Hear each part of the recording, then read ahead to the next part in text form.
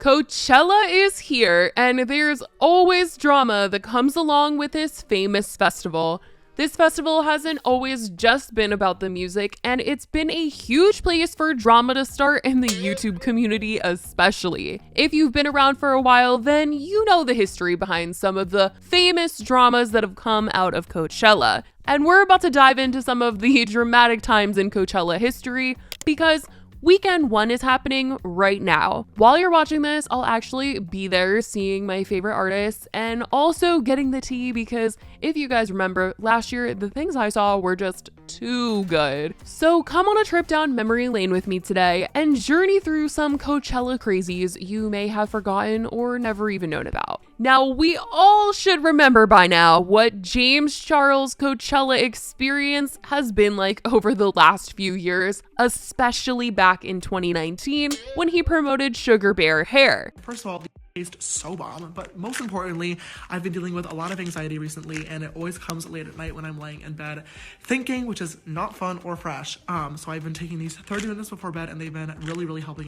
So if you guys want to check them out, you can swipe up. He said that he did this because they were going to give him artist passes to the festival, which would be safer for him as an influencer to get around. He said this as a reasoning because people were accusing him of promoting the competitor brand to his, at the time, best friend, Miss Tati Westbrook. She had her vitamin company, Halo Beauty, and everybody knew this was a competitor for her. So for him to promote Sugar Bear hair really hurt her. I've been someone who's been super supportive to my friends, and it's been really crap to feel like, not that you should do things to get support, but like, you know, friends should support one another.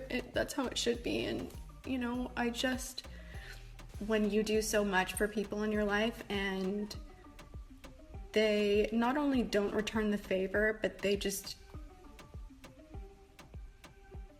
don't even see you.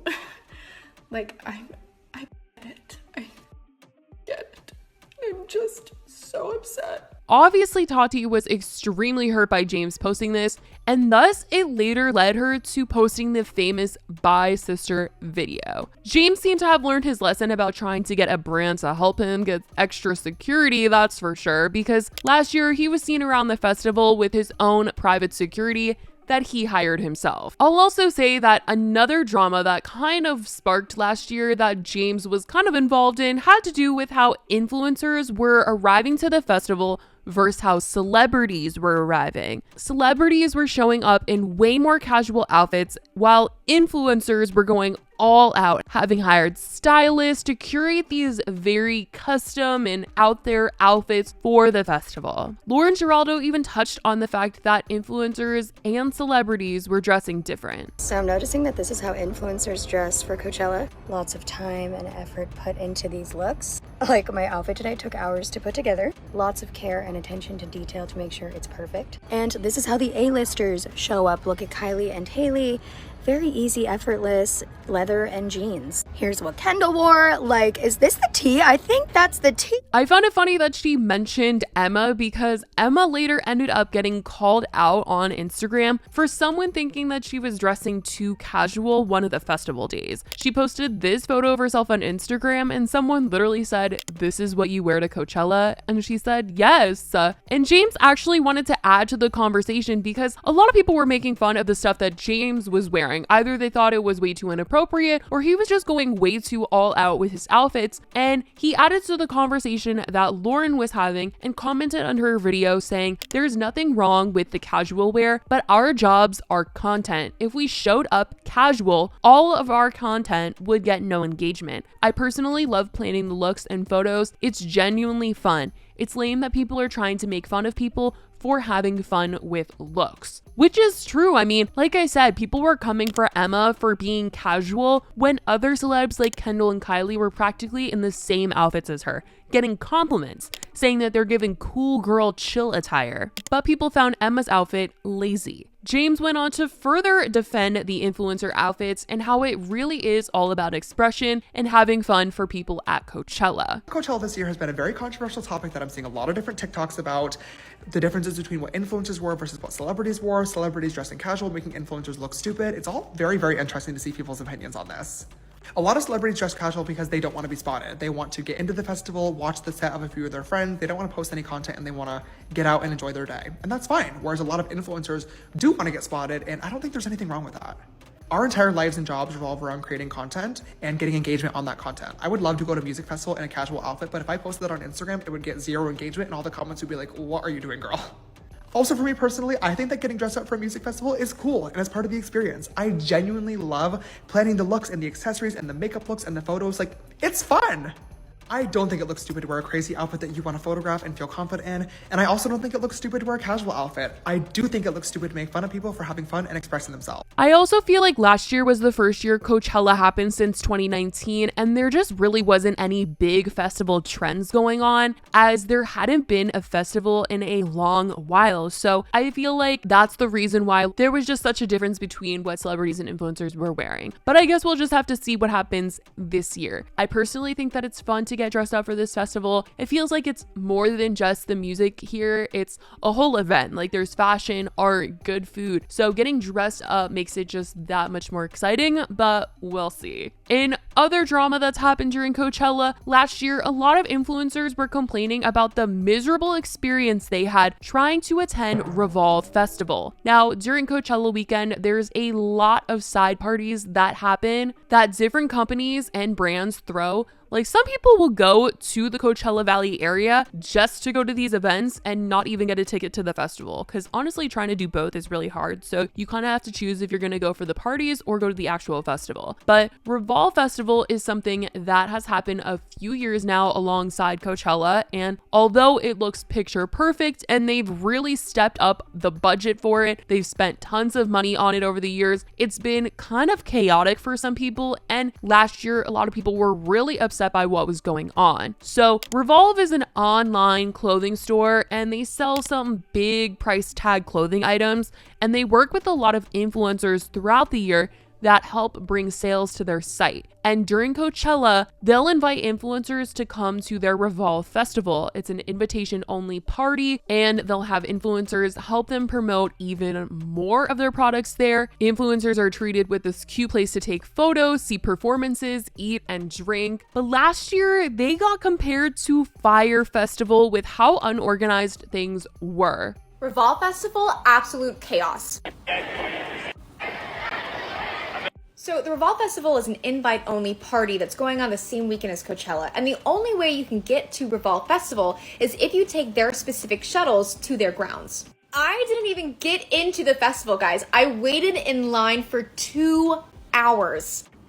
We're bailing on Revolve because the transportation and it was Fyre Festival 2.0. The logistics of getting to the festival were dangerous.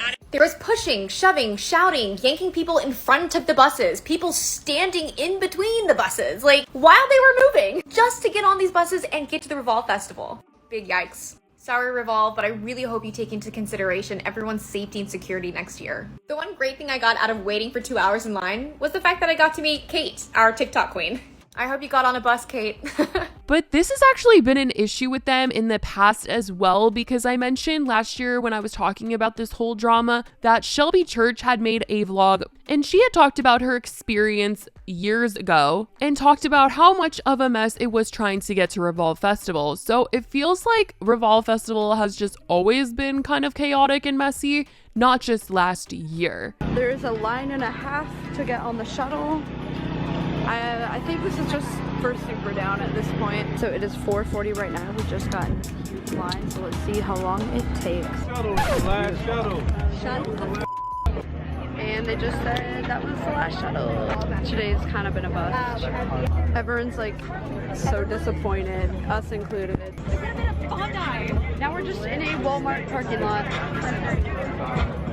But they ended up putting out a statement about what happened to E, and they said, in anticipation of the high level of interest in attending Revolve Festival this year, Revolve worked closely with all appropriate city and safety authorities to ensure a safe and secure path for guests to access the 2-day invitation-only event. The statement continues, as the festival was reaching capacity late Saturday afternoon, shuttle access to the venue was limited in order to remain in compliance with safety requirements, causing longer wait times for entry and resulting in some guests not being able to attend the festival. The safety of our guests is the utmost importance to us, and we will always make that a priority. We sincerely apologize to all the guests who were impacted. The representative added, we always strive to provide a great experience and we promise to do better. So hopefully this year their festival is a lot more put together, but we'll just have to see. In terms of the artists, last year was a bit chaotic as Kanye West was supposed to be a headliner, and then less than 2 weeks before the festival, he ended up dropping out. Honestly, when he was announced as a headliner, I just had a feeling that he might not even show because he had been pretty unpredictable in commitments before, so I wasn't sure about it, and what do you know, he ended up not doing it. He was also set to headline the festival in 2019, and he pulled out as well from that.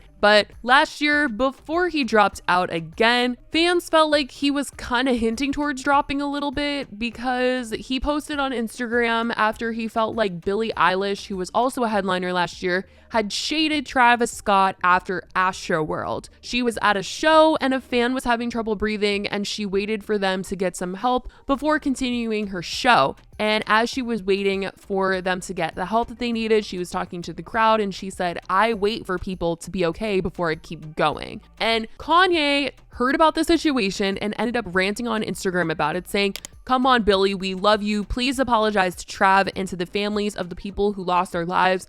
No one intended this to happen. Trav didn't have any idea of what was happening when he was on stage and was very hurt by what happened. And yes, Trav will be with me at Coachella, but now I need Billie to apologize before I perform. Billie ended up saying literally never said a thing about Travis, was just helping a fan. So it's not clear if that's why he ended up dropping out, but it certainly did seem to bother him. And a lot of people just felt like he didn't really vibe with Coachella as well because back in 2019, when he dropped out as a headliner, he did end up showing up to the weekend 2 of the festival, putting on his Sunday service, which required the festival to construct him a giant hill on the festival grounds for him to perform on.